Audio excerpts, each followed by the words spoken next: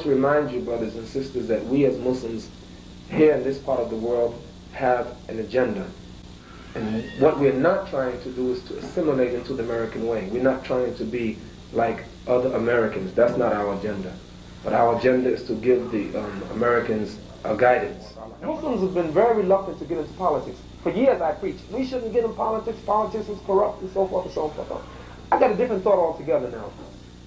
You mean to tell me that if a senator of the United States of America accepted Islam, or someone from the Supreme Court, in the Supreme Court accepted Islam, you don't think that that's good for us? Believe me, it's good for us. I would prefer to have a Muslim, a true Muslim, a head of the United States Army than an enemy.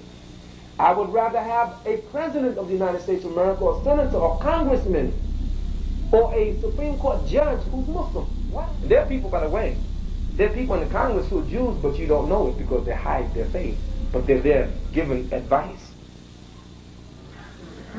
Check it out. So the question is, are you going to be involved in politics passively or aggressively? Now, some of you, I know that getting involved in politics is not a substitute for jihad. It's not. I think Muslims should continue to develop in every aspect of the Islam. Our political involvement should not be individual. It should be collective. In other words, I do not believe that Muslims ought to get in politics because that's the American thing to do. No. I think Muslims ought to get in politics for our agenda.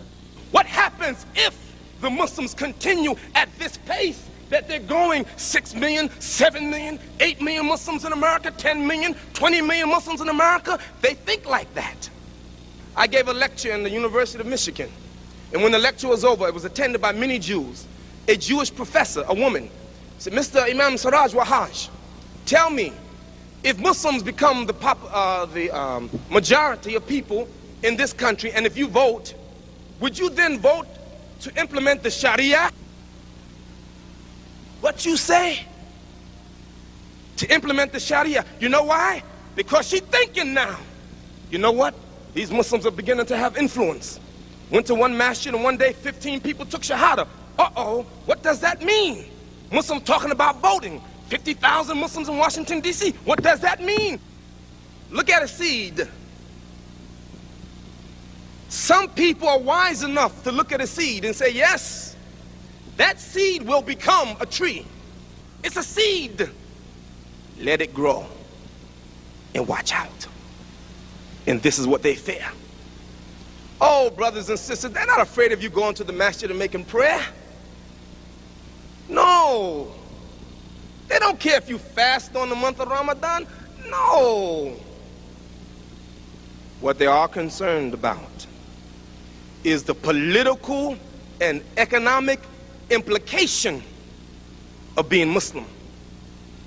My loyalty, I say it here in this convention, and they will take it around the world. My loyalty is not to the government of the United States of America. My loyalty is to Allah, the Messenger, and the believers.